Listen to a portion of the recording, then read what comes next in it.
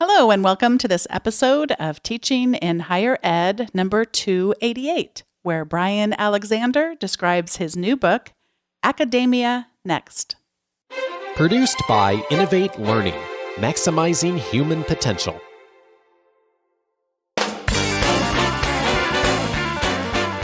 Welcome to this episode of Teaching in Higher Ed.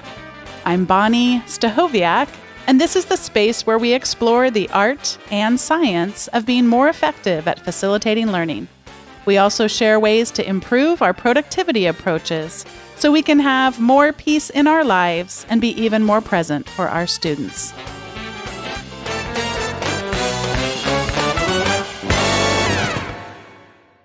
Today, I'm excited to be welcoming back to the show Bryan Alexander, this time to share about his new book, Academia Next. Bryan Alexander is an internationally known futurist, researcher, writer, speaker, consultant, and teacher working in the field of how technology transforms education. He completed his English language and literature PhD at the University of Michigan in 1997 with a dissertation on doppelgangers in Romantic-era fiction and poetry. Then Bryan taught literature, writing, multimedia, and information technology studies at Centenary College of Louisiana. There he also pioneered multi-campus interdisciplinary classes while organizing an information literacy initiative. Bryan is currently a senior scholar at Georgetown University and teaches graduate seminars in their Learning, Design, and Technology program. Bryan Alexander, welcome back to Teaching in Higher Ed. Thank you, Bonnie. It's great to be back. I love any time I get to hear your voice, but it's extra special when we're actually talking to each other and today seeing each other. Well, it's wonderful to hear you. I mean, it's wonderful to speak with you. I would say it's wonderful to hear you, but I hear you every week, and it's just part of the goodness that's part of my life. Well, thank you so much. I don't get to quite hear you every week, but there are plenty of opportunities. And one that's been so fun to revisit is just your work as a futurist. So I thought we would start out with just what on earth does a futurist do? How does a futurist work? Oh, I'm happy to talk about that. Futurists help people think about the future. We help people plan. We help people imagine. We help open their minds to possibilities. And we give them tools for anticipating and grappling with what's coming up down the pike. Personally, my focus is the future of higher education. So I work with mostly American colleges and universities, along with colleges and universities in North Africa and Europe, some in East Asia, along with businesses, governments, nonprofits that work in or adjacent to that space. So to do that, I do lots of consulting. I do lots of presentations. I make media from videos to audio. I write books. I host video conferences. Those are all the servo mechanisms behind the machine. And can you talk about how you keep score, maybe just in general at first, as you're looking at trends that have been identified, as you're looking at other futurists' work, and then how have you kept score also on yourself, and are those things different at all? Well, sure. This is a controversial topic in the futurist community because a lot of futurists, a lot of forecasters like to avoid what they call the P word for prediction. They like to say that they're not offering a crystal ball, that what they're offering are possibilities. And that's very fair. But as you model the future and the future hurdles on past you, I think it's a really, really useful thing to check how you did and then to apply that to your own method. There are a lot of people who do this. It's very important to do. So, for example, I'm proud of some things, but I'm bashful about the things I got wrong. Mm-hmm. From around 2000 to 2007, I walked around telling everybody that mobile devices were going to be huge. And they were everywhere in the world except for the US. And in the US, people said, yeah, I don't know, Palm Pilot, not such a big deal. I said, no, look at mobile phones. Like, well, we've got the BlackBerry. There's more coming. No, I don't know about that. Then 2007, the iPhone comes out. People were like, oh, mobile phones, I got it. And then they run with it. So that was exciting. So that's one that you see as one that you're more bashful about because the timing wasn't? No, that's one I'm very happy about. Oh, I was going to say, I'm confused. That sounds like a great success. Yeah, absolutely. No, it is. It is what I'm bashful about. Oh, there are a couple of things I'm bashful about. One is college sports because it revealed a blind spot for me. From 2000 to 2010 or so, I thought that colleges and universities, many of them, would cut back on college sports. And listeners can start laughing derisively right now at me. I built my case thinking that first there was the huge financial hit based on the Great Recession. And second, there's a whole slew of terrible, terrible scandals, ranging from cheating to rape that just rippled across higher education. There are lots and lots of publicity about that. There is the budding fear about head injury for football. But of course, as most of your listeners will know, I was completely wrong. That the economic case doesn't matter for most higher athletics, and we are perfectly willing to bypass, ignore, or even celebrate the hideous crimes and errors along the way. So that taught me that I was blind to college sports, and I spent a lot of time researching to catch up on that. You have a new book that, as of this recording, either has just come out or will just come out. I'm not sure exactly where we're going to hit, but tell us about the origins of the book and a little bit about your methodologies. Sure. The book came up based on research I've been doing for almost 10 years. So I've been tracking major trends as they reshape higher education with an eye on technology. And so I do that in part with a monthly trends analysis that I publish called the Future Trends in Technology and Education Report. And so that has a map of almost 90 trends that we've been tracking. And because we've been doing this for so long, we've got good longitudinal data. We can see which ones have gotten a lot of support and which ones have faded. And that's really, really interesting. So I wanted to get this in print. I wanted to share these conclusions with people. And I've been doing that out loud through presentations around the world, but I wanted to prose it, and I wanted to really give it the book length exploration so I could ground every trend in evidence and then extrapolate. What happens if these trends in augmented reality, in open education, in adjunctification, what happens if they unfold further and progress? So one of the methods that I use is trend analysis, taking a look at major change drivers in the present, grounding them with evidence, and then seeing how they might play out in the future. The other method I use is what's called scenarios. A scenario in the future sense is a story about the future. It's based on one or two things usually, and you create a vision of the world or the part of the world that you're interested in.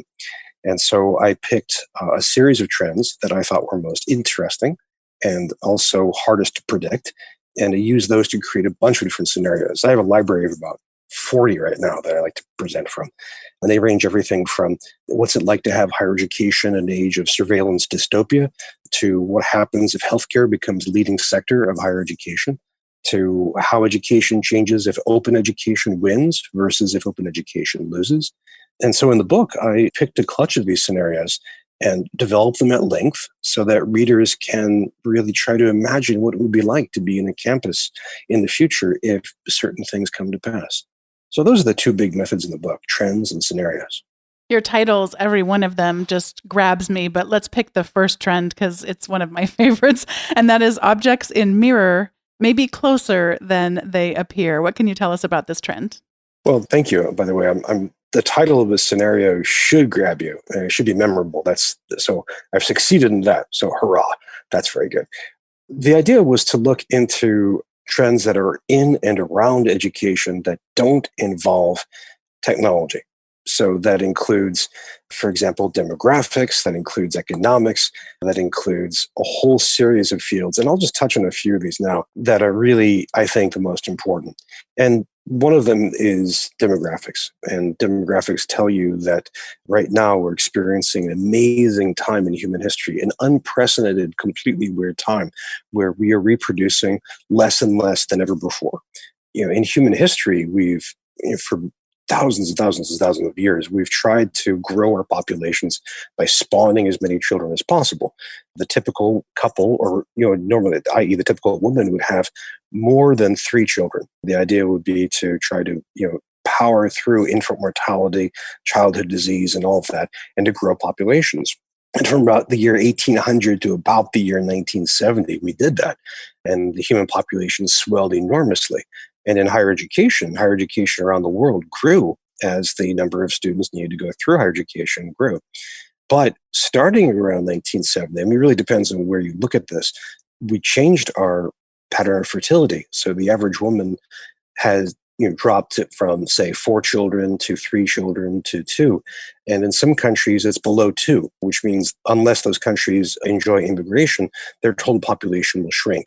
And we've seen that in countries like Japan, South Korea, lots of Europe. In fact, there was just a news item that said that last year, South Korea's fertility rate was 0.98, which meant that the average couple would have less than 1 child, basically, just less. So what does this matter for education?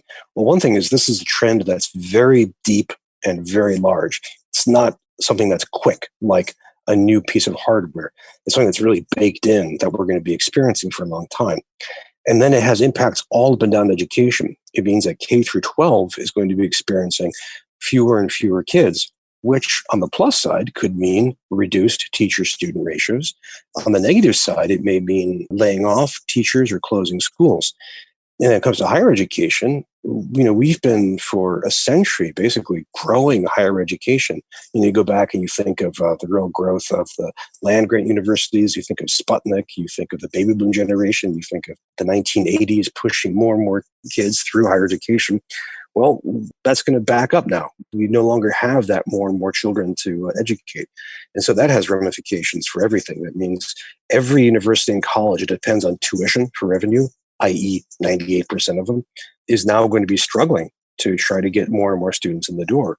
It means that intercampus collaboration is going to be harder and harder to do as competition heats up. It means that we're also going to be looking at the older part of our population. So one end of demographics is us having fewer kids. The other end is us living longer and longer. I mean, in the US for the past few years, we had this weird phenomenon of the adult white population starting to live a little less longer. But overall, the big picture is humans living longer and longer time, and that's due to all kinds of wonderful things, greater public health, wonderful medicine, all kinds of things. That means that we should expect to see more and more higher education addressing more and more adult learners, including senior citizens. So that really transforms education as we know. Just this morning, Bonnie, this isn't one of my picks. Just this morning, there was a piece in Inside Higher Ed about how colleges are trying to figure out how to introduce a growing population of older students to their campuses. The headline is Orientation for the Adult Learner. I mean, that's just going to play in all kinds of ways. Here's a second way. Enrollment. For the past 20 years, enrollment patterns in undergraduate education have shifted very, very clearly. Certain fields have grown, certain fields have shrunk. And in some ways, there aren't many surprises to those who've been following along. STEM fields continue to grow. Business continues to grow. Allied health, so everything, from radiology to surgery to hospital administration continues to grow. The humanities, on the other hand, continue to shrink. Foreign languages, literature, history are just dwindling like mad across the country. And there are all kinds of reasons for this, which we can go into. But that has implications for, again, everything in higher education, how we structure core curricula, who we hire, the types of campuses we have. I can go on at quite some length, i.e. the length of a book about this. But those are, enrollment and demographics are two of the trends that I find especially powerful. I'm interested to hear you share about, I'm interested in everything you just said, but also about the virtual learning environment and the changes there. But I wonder if you could start first with the present, because that word is not commonly used in all countries. So can you kind of define that term for us? Tell us where we are now, and then tell us where you predict that we are headed. Oh, sure. VLE is the international term for what in the US we call the LMS, the Learning Management System. That's what the Wikipedia page is. So if you want to learn about Blackboard or something, you go to the VLE page. Learning Management System, or VLE, is a bit of software that reproduces some aspects of classroom and class management online. They date back to the 1990s. One of the most popular ones include Blackboard and Canvas, as well as Moodle, which is an open source one. And they have the capacity to do a lot of stuff, including to monitor discussions, to share class work, to have a grade book, to have quizzes.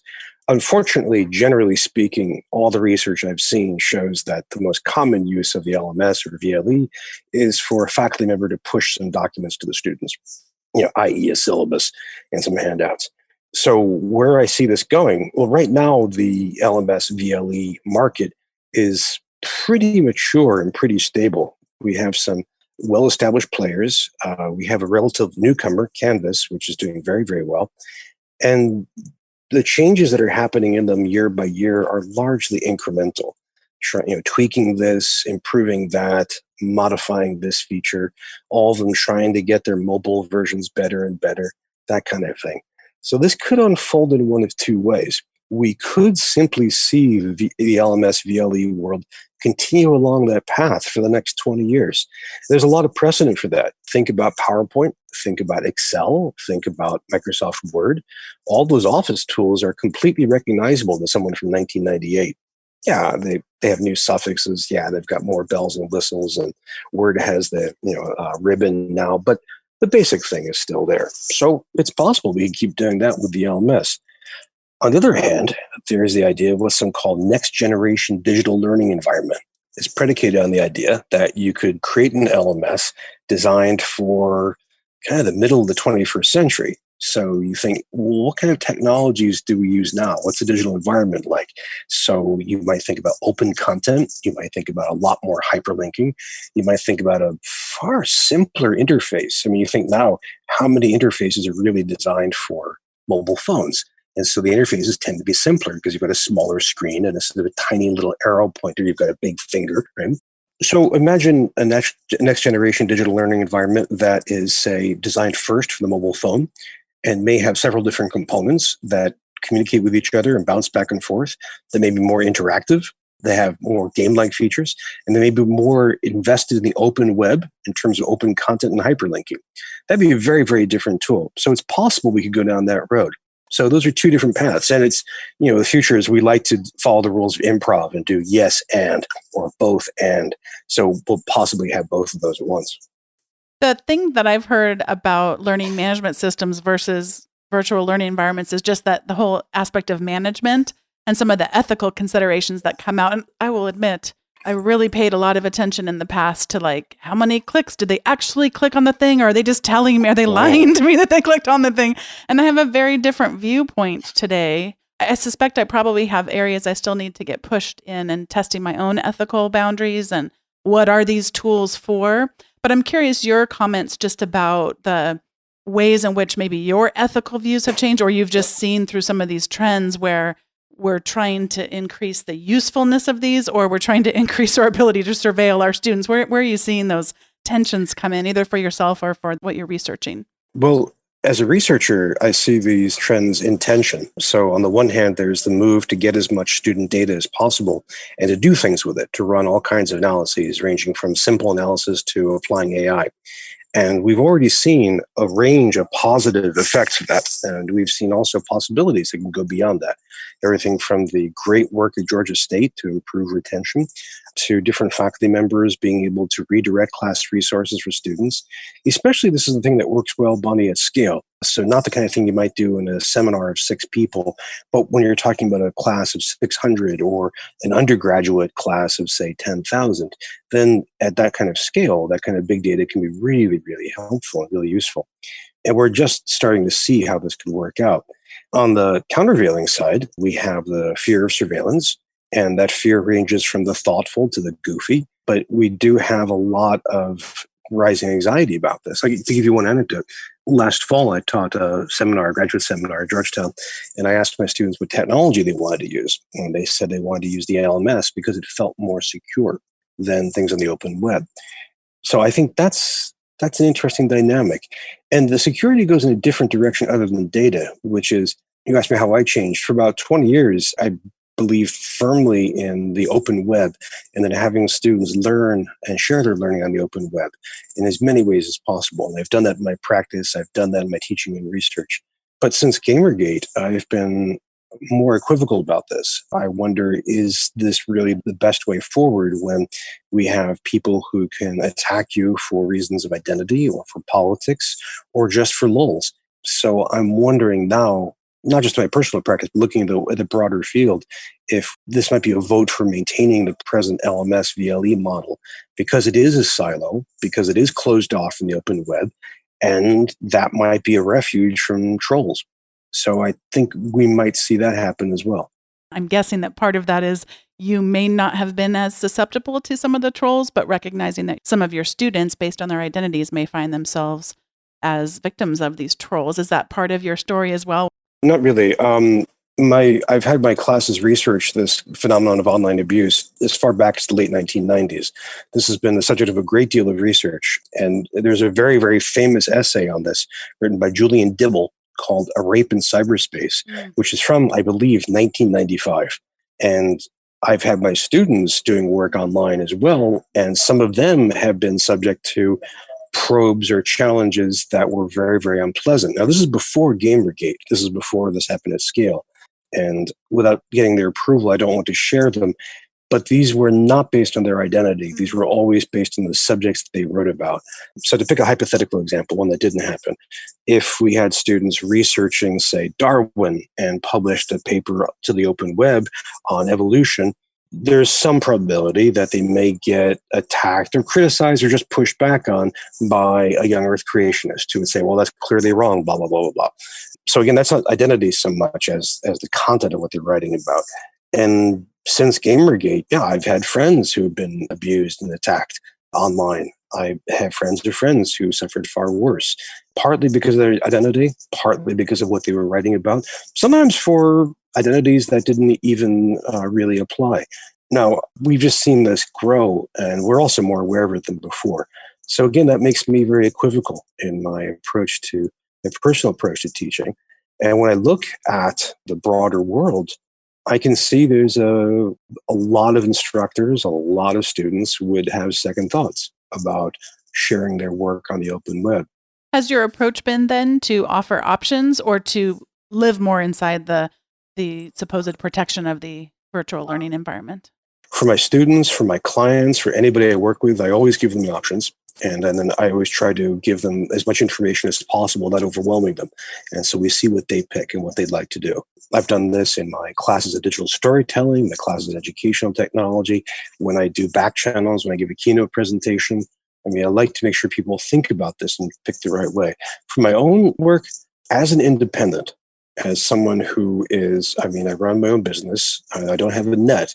I try to be careful about what I say online because I can't risk blowback. If I decide to weigh in on something that isn't immediately critical to my work, for example, just to pick a hypothetical one, if I decide to complain about the genocide of Armenians under the late Ottoman Empire in the early 1900s, if I did, I might get people, that's a predictable problem where people will just yell at you for this. That's a classic problem. That doesn't benefit me, doesn't play in. So I tend to avoid a lot of those issues because at best, they yield me nothing, and at worst, they cost me badly, either in terms of my reputation or my business, and both. Again, I'm an independent. I don't have tenure. I'm not backed up by an institution full time. So on the other side, I'm as open as possible. I share my thoughts, my research, my work on Twitter. I use Twitter, I use Facebook, I use LinkedIn, I use Mastodon. I blog a lot. I make videos, I make podcasts. I get interviewed by great podcasters like you. So I'm happy to be as open as possible because for me, that makes my work better. It makes me sharper. I get more pushback. I get more fact checking. I get more information. It's like the old open source adage, that there are always more experts outside of the house than inside. With more eyeballs, my work can become better and better. It doesn't always work. Sometimes I share something and nobody cares. That happens. Sometimes I share something and people go wild with it. But really, I try to make social media and the open web work for me, and it really does. What I think I hear you saying is that it isn't necessarily about shying away from controversial topics. It's shying away from controversial topics that don't represent the purpose and your mission of why you do the work you do. So if it came down to criticizing a learning management system, or around these tensions we talked about with privacy, or that wouldn't be something that would hold you back, because that learning management system company might become angry with you, but the people that fuel your work, that's part of your mission. So, but the Ottoman Empire, not as much.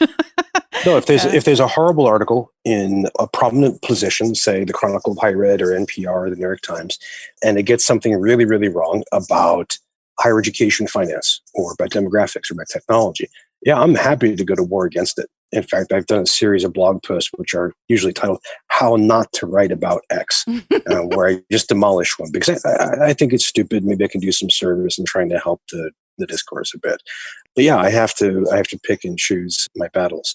And I might have a hobby interest in something, but I don't want to express it. I mean, I'm an independent researcher, independent scholar running a business. I have to be careful in what I do and what I don't do. I've heard that from so many people, from lots of different aspects, but just that importance of knowing thyself, knowing what's most important, what is the core mission of why you do. And then some of that comes with great influence. You have an amazing influence, but how could it be best used? And Ottoman Empire, we come back to, not a great way to use it. No, it wouldn't. And to come back if I can go back to another trend that I think is really, really stark and still not fully appreciated, the majority of faculty in the United States are adjunct. That's the first time that's happened since around 1920. That tenure has been that scarce on the ground. A lot of American culture still thinks of higher education as dominated by tenured faculty, and a few institutions are. Elite liberal arts institutions, some of the top R1s really still do that. But generally speaking, the majority is adjunct, and that proportion is increasing. The number of that is increasing as well. And so those are faculty who have no expectations of protection of academic freedom. I mean, time and time again, just about every few days, we hear a story about some professor who has said something on social media and caused blowback. It's usually political, and left or right, doesn't matter, something. And inevitably, they have a greater chance of being able to survive the blowback if they have tenure. Now, not always. The Chronicle had a very, very dark piece a couple of days ago by the former scholar Stephen Salaita.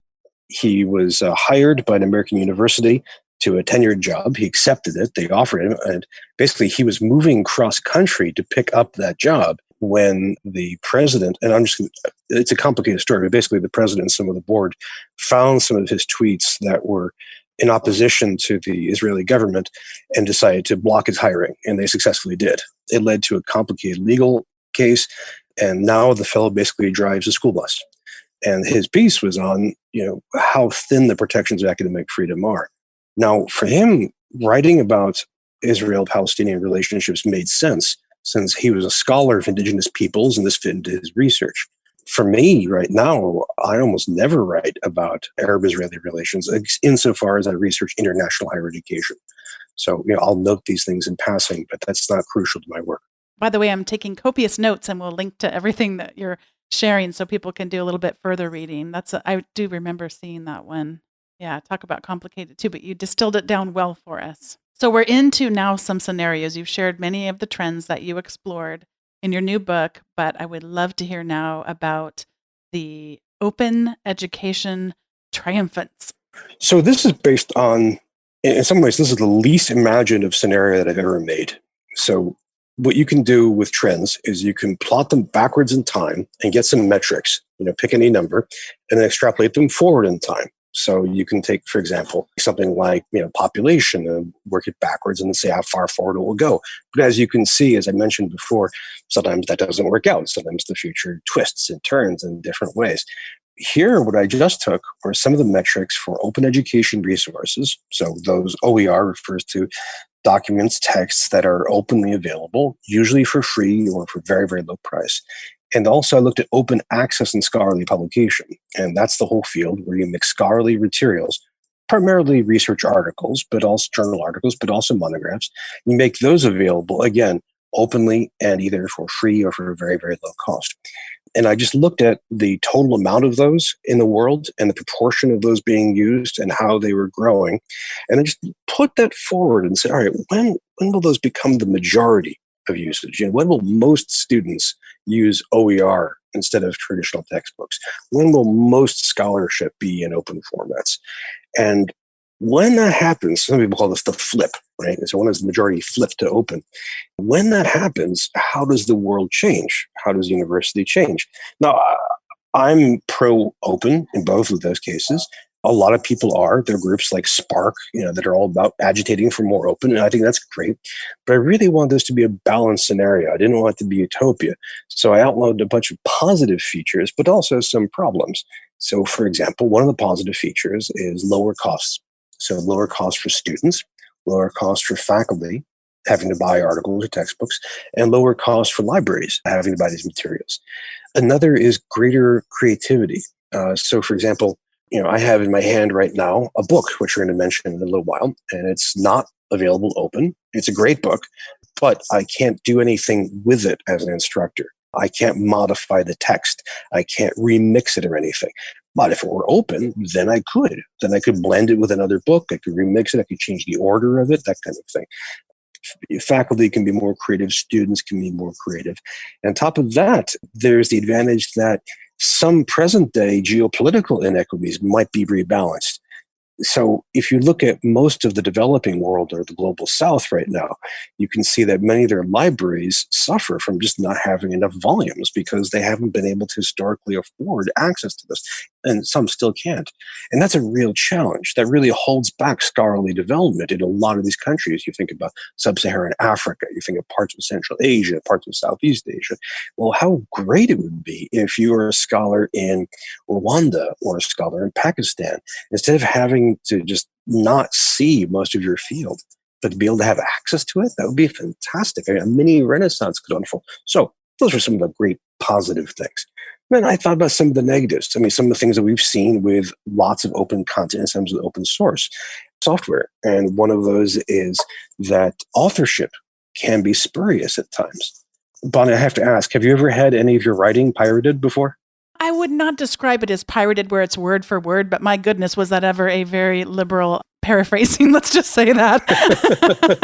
I mean, I won't mention the name of the organization, but I thought that is about 85% of what I wrote. But, they did link back to the original article. So, they were using the content and were clear about where they got it from. But yeah, I don't know. How about you?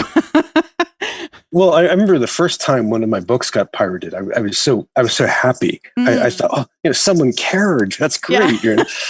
And it's a book that actually sells well. I mean, it's in the second edition now. But I mean, that first one, I was like, oh, this is so sweet. But then I found an article of mine completely copied and republished by somebody else without attribution, and I was really ticked. Well, with open, that becomes easier and easier to do. So it's possible that we might go back to, say, the 18th century, where authorship becomes kind of hard to pin down, and people often publish under pseudonyms. And we have some of that now. You could think, the inventor of Bitcoin, blockchain technology, still we don't know who it is. That was a pseudonym. The inventor of the term stochastic terrorism, we still don't know who that was. So it may be that we see a kind of new age of spurious authorship or dubious authorship.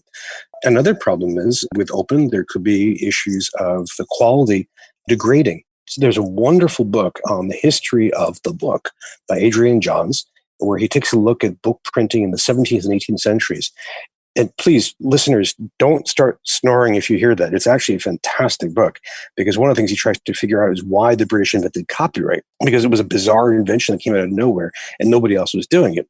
And one of the reasons they came up with copyright was, according to Johns, that science publishing was starting to suffer in bad quality. Okay, so the Xerox of a Xerox of a Xerox gets worse and worse over time. Well, the same thing was starting to happen in scientific publication, that people would copy a chart of Galileo's and leave out 5% of it. Then that way it copied and leave out 5%. And so kind of the foundation of science, of reproducibility, was getting harder and harder to do. So with copyright, which is the early 18th century in Britain, publishers had to register their publications in a central location. Now you had authoritative editions, and in theory, the quality went up. And obviously the scientific revolution has rocketed ahead since then. So it's possible that we'll see problems with quality. And then we'll have to devise new methods, maybe, akin to, but not equal to, copyright in order to grapple with them. So I think overall a better world, but with some challenges. Another area I'd love to have you explore before we get to the recommendation segment is the one you titled Augmented Campus. So, Bonnie, have you played with any augmented reality stuff? I have. I have done stuff with the kids. In fact, just yesterday in the Lego store now, if you go into it, they're fascinated by being able to pick up the boxes and hold them in front of a camera that's right there in the store, and things will begin to appear and make those things come to life. And then nice. I have a running joke with a colleague because she thinks I like to play too much with technology, and she just wants to know first how it's useful. By the way, she's way more technical than I am, just to be clear on that. But they recently on Flipgrid, which is a video tool that I like to have, they have augmented reality now. And so we had new faculty and they recorded introductions of themselves, and I hung the QR codes, which then if you play them within the app will show up with them introducing themselves to our new faculty. And I still think she's right in the sense of like, could we have accomplished the same thing just by a QR code that went to the video? Like, did it matter that they were floating in front of the sign? No, but I like to play. I don't always come up with it until I just start playing. And experimenting, and I don't always know where we're headed in those processes. So you can tell I'm very excited about this. So far, Awesome. I've gotten to a lot of playing and not a lot of practicality, but we're going to get there, I think, maybe. No, that sounds terrific. I mean, so augmented reality, you've experienced this, and listeners, the term, if you're new to it, the term dates back to the 1990s, and it refers simply to taking digital content and tying it to the physical world, either to a geographical location or to where you are with the device. So if you've ever used mapping tools with a mobile device, like say Google Maps or Apple Maps with your iPhone or your Android phone, and as you walk along, it tells you where you are and points out directions, that's a form of augmented reality. Pokemon Go is a really kind of like the big coming out party for augmented reality. There are a lot of different versions of this. Well, we can increasingly add more digital stuff to the physical world. And I thought, what would happen to a campus that embraced that at its core? So imagine going across a campus, a physical campus now, and with your device, whatever the device is, it could be you take an iPad. For example, my students this past spring took a whole class to the Smithsonian Museum of Natural History. They had a great little exhibit in the Bone Hall where you could point your iPad at certain exhibits. It's called the Bone Hall because it's all skeletons. And if you point your iPad at one of the skeletons, up will pop an animation of the creature fully fleshed. So if you look at a fish skeleton, you'll see the fish swimming along. There'll be audio with it and video and that kind of thing. Really, really nice exhibit. Well, what if you could do this for a whole campus? You walk across it with your tablet computer or your phone or your glasses, depending on the technology involved, and you can see more stuff. So imagine, for example, being able to look at a building, say, I wonder if Professor Bonnie is there. And then you could quickly get information about the office, who's there in general, kind of directory, as well as other information on who's actually physically there at one moment if they want to have the information revealed. Imagine looking at a library and consulting the catalog as you look at it to see if a book is actually on the shelf. And then if it is, you can see the way through the stacks and the shelves and the elevators and the stairs to get right there.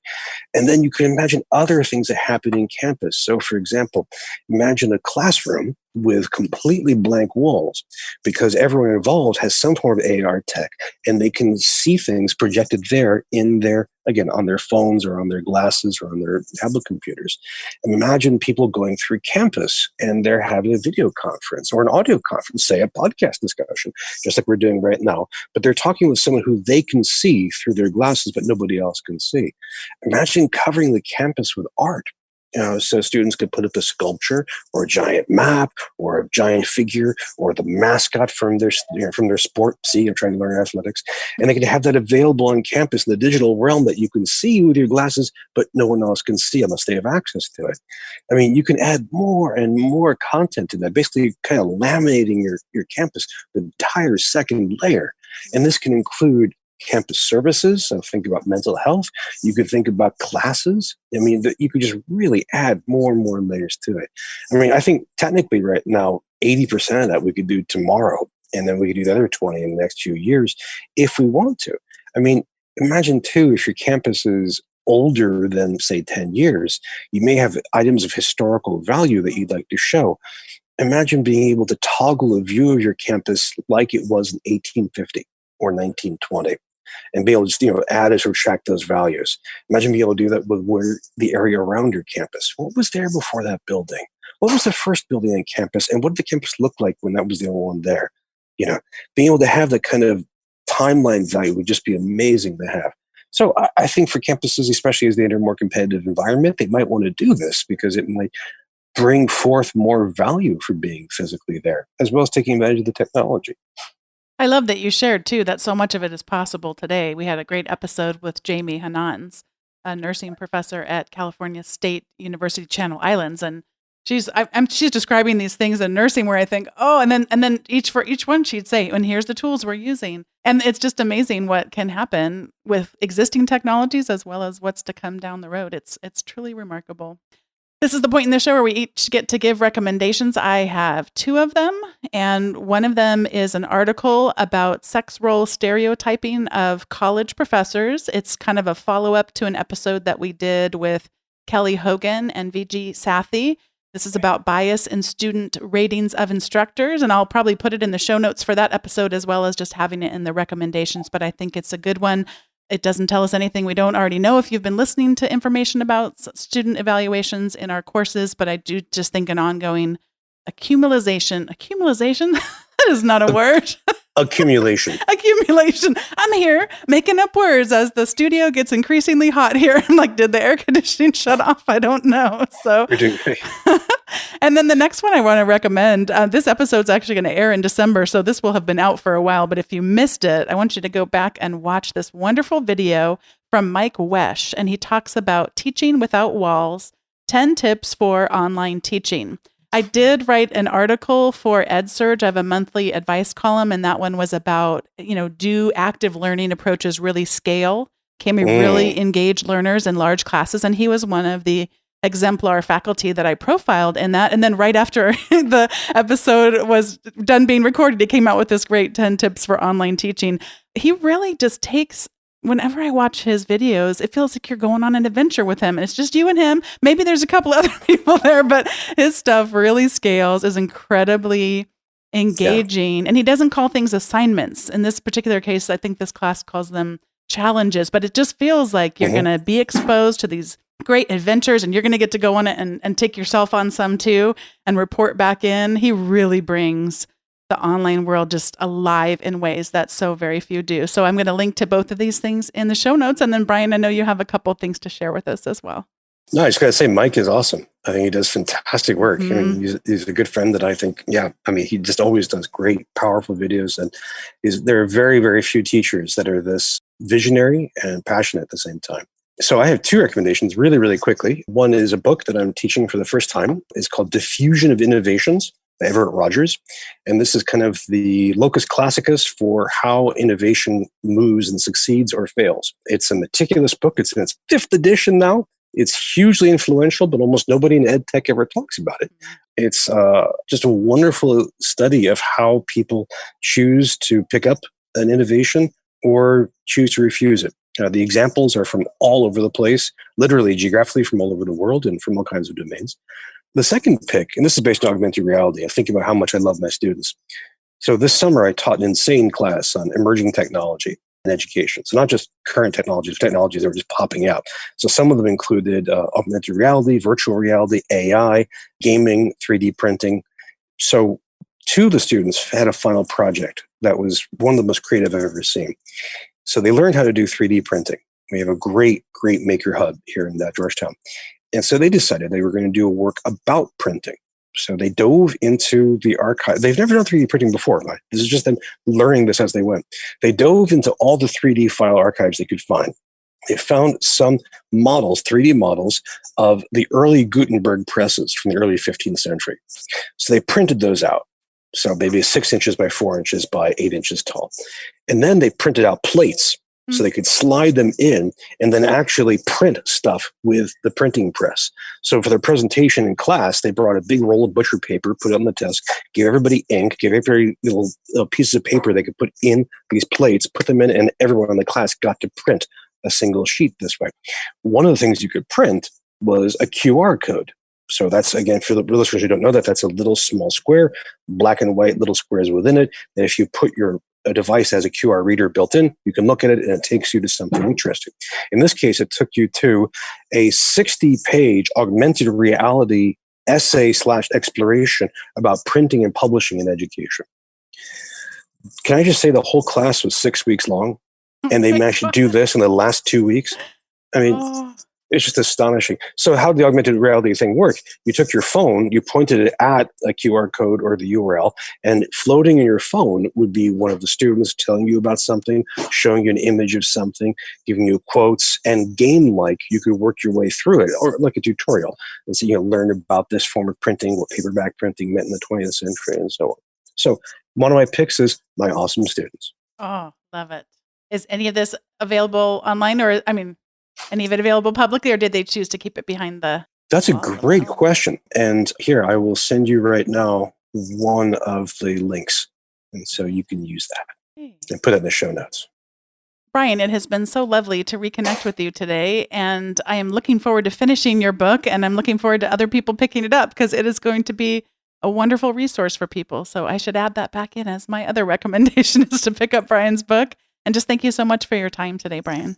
Well, thank you. The book is called Academia Next. It is from Johns Hopkins University Press, which is a wonderful publisher. And I'm really grateful to them for all of their support, all of their help. And I'm really looking forward to the conversations that I hope the book can inspire. And I'm really grateful to you, Bonnie. It's always a delight talking with you. Thank you so much for the privilege of being on your program. Thank you, Bryan Alexander, for being a guest on today's episode of Teaching in Higher Ed and for sharing about your new book called Academia Next. We're all looking forward to reading it. Of course, by the time people hear this, I will have been well past that deadline. If you'd like to access some of the links that are in the show notes today, you can go to teachinginhighered.com/288. You are also, as always, welcome to sign up for the weekly update where you will most weeks get access to the show notes from the most recent episode, as well as an article about teaching or productivity written by me. Thanks so much for being a part of this community, and I'll see you next time.